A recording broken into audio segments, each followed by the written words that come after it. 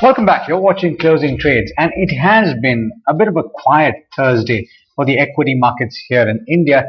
It is, remember, the expiry day and the last one of 2021, but it's ending up to be a very narrow sort of a session for the benchmark indices. The Nifty 50 trading within a range of just about 100 points or thereabouts. Currently at just under 17,200. Reliance Industries is one of the stocks that is under a little bit of pressure. We've got Dipan Mehta joining in. Dipan, I'll come to you in just a short while. Thanks so much, of course, for joining in. But I want to take a check on the technicals for Reliance Industries before I come to you on that one. Kunal, I'll come to you on Reliance Industries, 2.1% lower, trading at not too far away from the low point of the day. What are the triggers that you're seeing on the charts right now? So as of now, Alex, Reliance Industries is still trading into a 150-point range or a band for itself. Now, in the last 2 weeks, if you look at the price action, it's been stuck into this 20 to 50, 2400 range for itself. You see, 2 or 3 attempts towards 2400 mark being breached. We had managed to break past about the 2400 levels on an intraday basis, but we've not been able to sustain a closing about that 2400 mark. And whenever we've seen that the markets have tried to penetrate this kind of a resistance point, we've seen intraday selling, as well as we've seen selling coming by for the stock yet again. So I believe that it's possible that the stock may get back into this kind of a grind. Majority of the indicators, the volumes as well as the momentum indicators, they are still not showing any major kind of a reversal point for Reliance Industries. So I would sense that this is just a volatility within a band of 150 odd point for Reliance Industries, and no major signal of any kind of a trend which is emerging into the stock. Okay. Deepan, I want to come to you on Reliance Industries. 2020 was a year to remember for this stock. 2021, not so much, right? Because if you think about it, it's more or less mirrored the index. If anything, it has underperformed it to a certain extent in the year to date for 2021 overall. How do you rate it, where it stands right now in terms of valuations and heading into the new year? Good afternoon and thanks for having me on your show.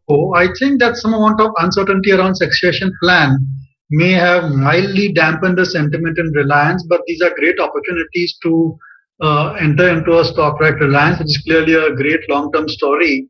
And with the consolidation and the tariff hikes which have taken place within the telecom industry, Jio becomes that much more valuable. And of course, the retail business is doing exceptionally well. And I would say that even the oil to sea business, because of its cyclical nature, and we are in upcycle at this point of time, that division also should be contributing significantly to the profit. So on a fundamental basis, I don't think there is any uncertainty as far as Reliance is concerned. And we are seeing a good trajectory as far as profits outlook is there for the next few quarters. And such corrections are good opportunities to enter into Reliance. Having said that, it's a company in which we and our clients are interested in. Okay. Let's now take a check of the adjustment that's on the cards for the Nifty Bank. Vivek is joining in to tell us more about that. Vivek, what are you picking up? Well, along with the fact that today is the weekly, monthly, as well as the final expiry session as far as F&O contracts are concerned for 2021, you're also expecting to see quite a bit of passive activity as far as most of the key indices are concerned. Yesterday we saw some passive impact coming in on the back of the fact that there were some weight increases and decreases in the Sensex. Today, there are 3 key indices that will see the impact of weight reductions as well as increases. And these 3 indices are the CPSE index, the Nifty itself, as well as the Bank Nifty. Let's have a look at the key constituents and what kind of flows we can see. So first, looking at the CPSE index rebound, some key inflows here. So NHPC, Oil India, Cochin, SJVN, Coal India, NTPC and Bharat Electronics, all of them are seeing a slight weight increase. On the other hand, Power Grid is expected to see a significant impact in terms of an outflow of close to $73 million. When you're talking about the Nifty 50 itself, Reliance Industries, we already highlighted Reliance Industries as being a beneficiary of the fact that the rights issue is getting converted. So on updation of the shareholding pattern, Reliance Industries have seen an increase in weightage in both the Sensex as well as the Nifty. Today, the Nifty flows will start coming in. Along with Reliance Industries, Cipla, Tata Steel as well as IndusInd Bank will see minor inflows. On the other hand, Infosys, HDFC Bank, ICICI Bank, HDFC, TCS, Kotak are expected to see minor outflows. In the Bank Nifty Index, key inflows expected in AU Bank, IndusInd Bank, Federal Bank, IDFC First Bank, while SBI is expected to see a significant outflow of a little over $104 million. Other outflows include ICICI Bank, Kotak as well as Axis Bank. Okay, Vivek, we leave it at that. That's really the take coming in on how some of the markets, indexes as well as various stocks have performed in the year gone by. Right now, of course, it's RBL Bank, which is really taking a sharp nosedive, 10% lower as we speak right now. And Dipan, doesn't seem like this is going to get out of the woods too soon because, irrespective of all the RBI clarifications coming in and the interim CEO saying that the books of the bank are in good shape, the market doesn't seem to be perceiving so. And because the two major questions remain unanswered. The first being that why has RBI appointed an additional director on the board?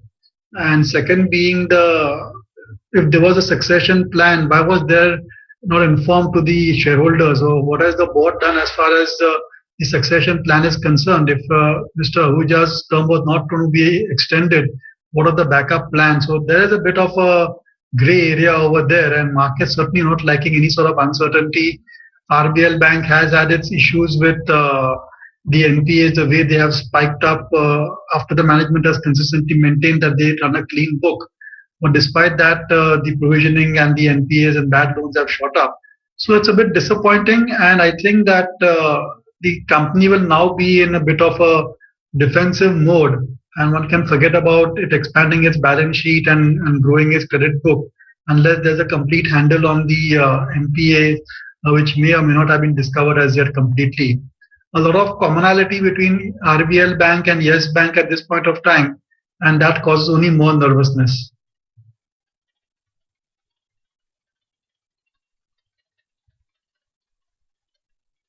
Bleeding quite a fair bit after that smidge of a green that you saw yesterday, but RBL Bank now down 10% as we speak. Kunal, I guess on the charts as well, you must be seeing big breakdowns. Well, yes, Aisha, and I think this is why I think a couple of days back when Nikunj was asking that probably when RBL Bank had come back towards those sub 130, 136 odd levels and then bounced back, I maintain that stance that it's not worth buying or venturing into these kind of names. At least on an initial basis, you would need signs and very strong signals to emerge on the upside for RBL Bank in terms of stock prices to try and determine that the stock has hit a near-term bottom for itself. With this kind of volatility which you've seen, for the stock in the last few trading sessions back, today's price action as well, and more importantly, I think what today's price action, which comes on an expiry day, indicates that it's not a handing over of long positions or long rollover, which is occurring in RBL Bank. It's either squaring off of long positions into the stocks or maybe trying to initiate short positions into this name. So when you try and look at the expiry price action, look at the last couple of days of price action, that's typically not an encouraging sign for someone who's looking to buy RBL Bank. So would not venture into the stock at current juncture and would clearly avoid it. I think until unless break past the 180 hurdle, that would be the first most important point of resistance, and if we manage to cross that maybe over the next couple of months, then we can probably relook at RBL Bank, but not at current zone. Dipan, beyond RBL Bank and looking at some of the NBFCs, and here I want to bracket in even the gold loan companies, specifically if you want to talk about the microfinance companies. How did these pan out at the start of 2022? Of course, we don't know the extent of the damage that Omicron could have. Right now, of course, we're hopeful that it's not going to be as damaging as Delta and the one before. But would you be cautious? Would you wait for things to settle before you take a big bet on any one of these names?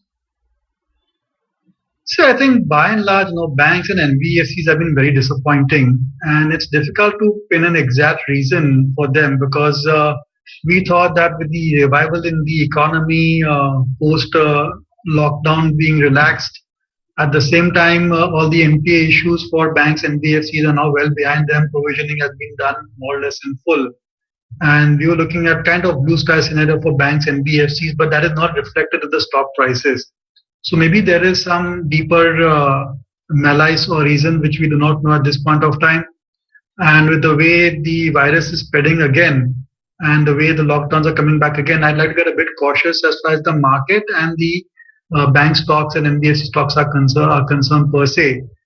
They are cheap, but they can certainly trade lower, as we have seen in bear markets that bottoms can be anywhere.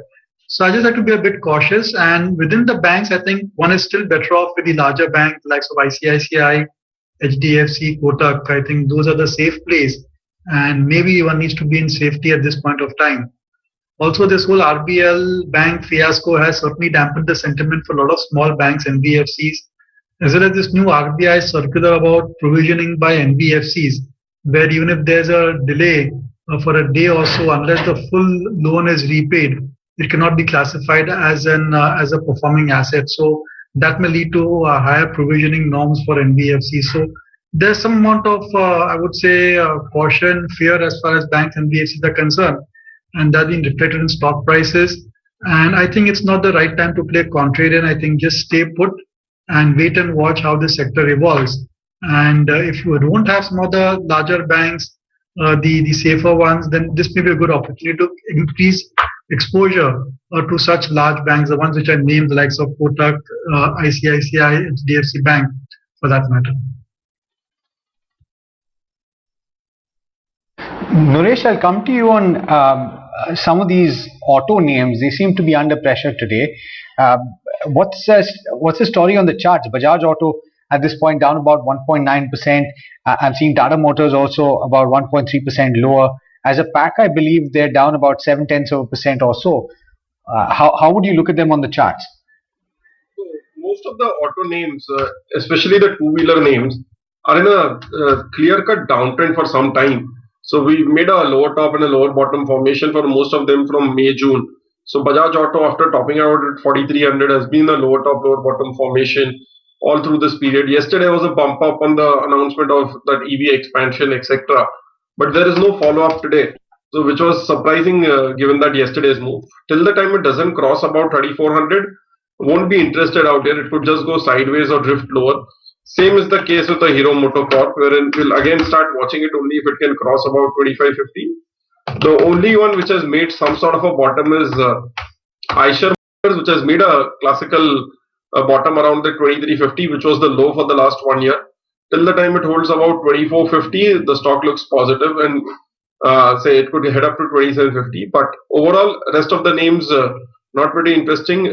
Continue to like Mahindra and Mahindra as well as Tata Motors. Those are the only two names which are structurally in a good trend.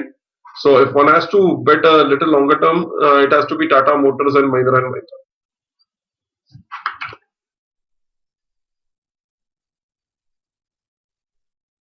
Okay, that's the word coming in autos.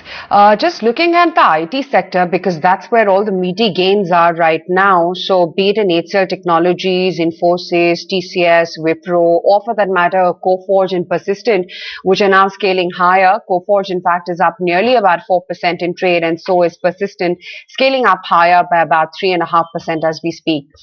Dipan, what's your view on IT? Would you say that easy gains are behind us when it comes to IT, or not quite? Although there could be a selective chance of re-rating perhaps within the sector. So I think we are seeing flight to safety, and IT is one of the safest sectors. Also will be the first of the block when it comes to reporting numbers, and some amount of pre-result buying cannot be ruled out. Although it's a seasonally weak quarter, some of the challenges as far as rising attrition and rising employee and contractor costs may get partially neutralized in this quarter's earnings. And underlying momentum as far as new deal wins and new order books are concerned remains very strong and robust. So we are very positive on IT, and certainly the bus has not moved on as far as buying fresh into IT stocks. So I think investors who are underweight IT, this is a good time to get into that particular sector, which is quite safe and reasonable valuation as well at this point of time. So we are quite positive. And when it comes to specific stocks, I think go for the ones, the large cap ones, again, where there is safety. I would say go for those stocks than some of these small mid cap funds where valuations are slightly on the higher side.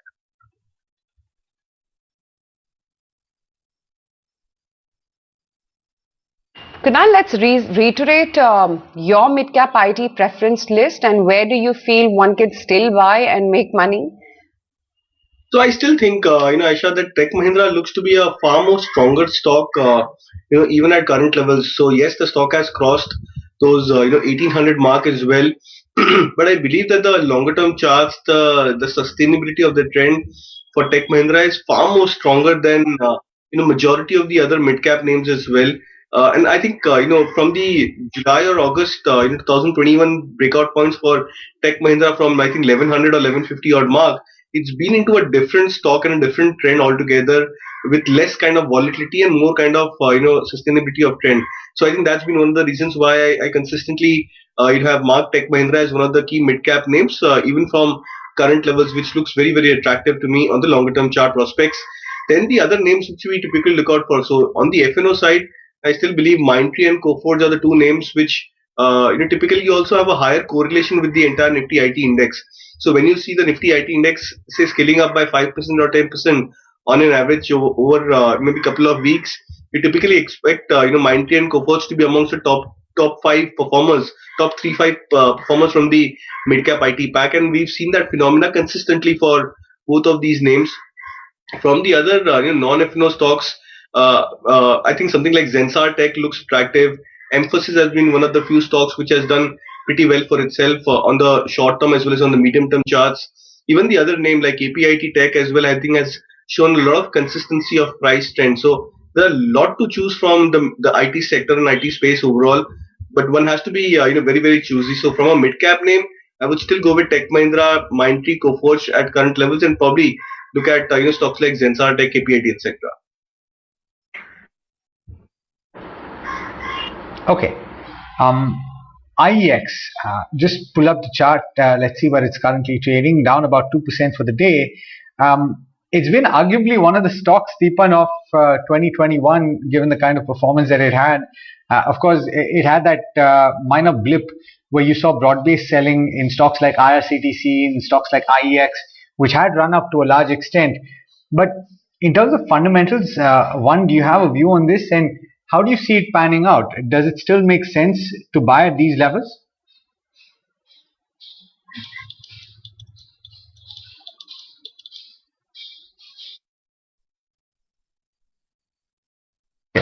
Okay, I think we're having a bit of a technical issue with Deepan's feed. Kunal, I'll come to you on IEX, on the charts. It's been an interesting stock to track, right? Not necessarily something like IRCTC, given the kind of corporate actions that you've seen in IEX. But how does it look on the charts right now?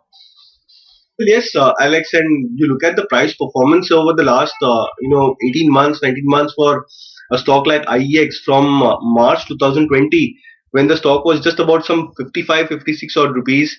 From there it moved up to almost 300, 325 in a matter of I think 10, 12 months, and post that it went to a time-wise correction for itself. So when you look at the kind of price appreciation for a stock like IEX, and if I can probably club even a stock like IRCTC, of course both of them are different companies, but the price action for both of these stocks in the last 10, 12 months have been spectacular, to say the least. And now these stocks are getting to a time-wise correction. Typically what happens is when there is stronger price action, there is a lot of expectations which the stocks or market participants build upon into these kind of names. And when these stocks get into a time-wise correction, it tests a lot of patience for short-term traders as well as longer-term investors, because what they've historically seen over the last 10, 12 months, they would probably expect and believe that that could probably keep on continuing for the next 6 months, 12 months or so. But then the stocks get into their natural phases of correction and consolidation. So one has to while away time over here. Look out for these stocks to get into a time-wise correction.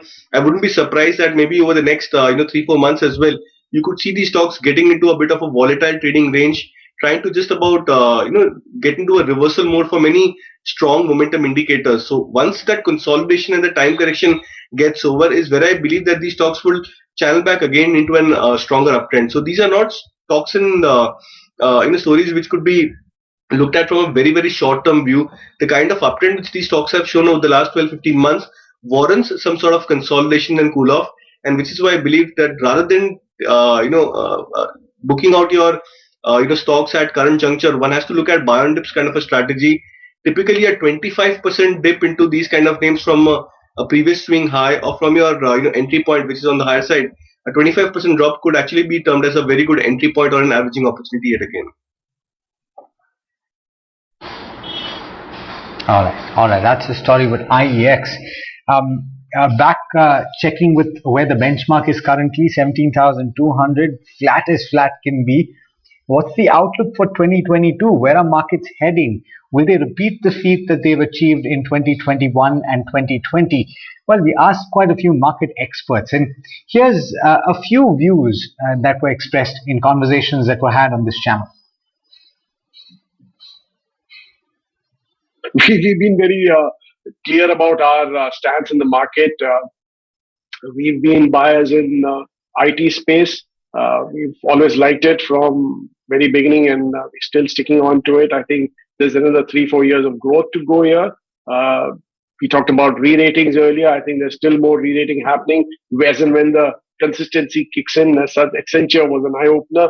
The way they upgraded their estimates for the coming year, that was a total booster for the sector, I believe. The second one is pharma, which is again a safe haven. You won't see any fireworks here. In fact, the whole of 22 is what we are looking at as being a year where it's going to be a stock pickers market. It's not going to be a phenomenal year for the way 21 was. So we are looking at being very cautious in the market, stick with the names where we see consistency and where there's a clear path of growth ahead as such. So these are the sectors we're looking at. There are certain opening trades that one can play, but that has got delayed because of Omicron led wave again. But still, I think these are the few sectors that one has to be being in. Going forward, I think next year is as we sit today. As you know, I never make nifty projections, but it looks like a pretty decent year ahead. If you look even in terms of the headline numbers as we sit today, I mean, given the news on virus and this and that, one never knows. But as I've said earlier on your channel also, that normally that, what's the apprehension that will there be a big crash? And normally the track record of any market usually is that big crash happens when you are very far above the trend line. So while we've had pretty decent 2 years, if you go back further, 2019 was not great, 2018 was actually a down year. And even if you look at the 10-year period from 2010 to 2020, you were up compounding only at about 8.5%, which was the fixed deposit rate at that point. So you had that room. You were very much below the trend line. You're still not at the trend line, let alone be very, very high. Is that will we see the same magnitude of gains and the same magnitude of returns? I don't think so. I'm empathetically saying I don't think so.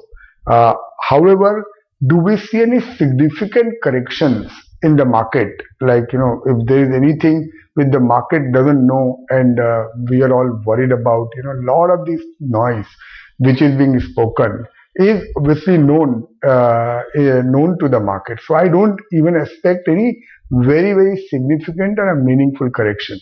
So I think 22 will be a year of moderate return. It will be year of, again, stock picking, sector picking. If you can take right bets into right sectors, I think there is still money to be made in 2022.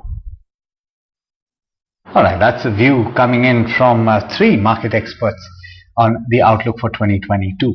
Now, let's take a look at what the dealing rooms are talking about, or rather the buzz that's in the dealing rooms. Of course, it's a quiet day of trade so far, but Vivek Iyer is joining in to tell us what is happening at the dealing rooms. Vivek, take it away. Well, given the fact that today is the last expiry, the weekly, monthly, as well as the final expiry as far as 2021 is concerned, it was expected to be quite a volatile trading session. Plus, we actually had the index rebalancing for three key indices. So CPSE index, Nifty index, and Nifty Bank index. All of them saw inflows and outflows in particular scripts and particular names on the back of weight reduction and weight increases, which is why you saw the kind of moves that you're seeing, especially among some of the PSU stocks that are otherwise, quite stable in the trading session. Going into the next week, also taking into account the fact that you're going to see some more names coming into the F&O space from tomorrow. Dealers at this point of time are positioning themselves quite lightly. In fact, pharma is one particular pack that's doing quite well. Within the pharma pack, Ipca Labs is one particular name that's seeing quite a bit of traction. Most of the pharma names are doing quite well. Ipca Labs on back of strong F&O data is one particular pick amongst the dealers we spoke to. NTPC, again, the entire PSU basket today is seeing quite a lot of momentum on the back of the fact that there have been rate increase in certain names. NTPC seems to be picking up momentum on strong volumes. Dealers believe on the back of the fact that the company is eager to go ahead and unlock value with the renewable business IPO as well. This kind of news flow is expected to help the company unlock significant value, and which is why NTPC is one particular name that dealers are suggesting to go long on. On the other hand, most of the unlock trade are actually seeing quite a significant reversal. So names like Delta Corp, PVR, etc., that did quite well. Within that, Delta Corp, is actually seeing quite a bit of weakness as far as charts are concerned. When trends indicate that there is significant selling pressure, so dealers at this point of time are either seeing short positions being built up, or actually completely recommend avoiding this name, until some stability does come by. Vivek, thanks so much for that update. And Dipan, great to have you on the show today. Here's wishing you a very healthy and prosperous 2022 from all of us. Guess we'll see you now in the new year.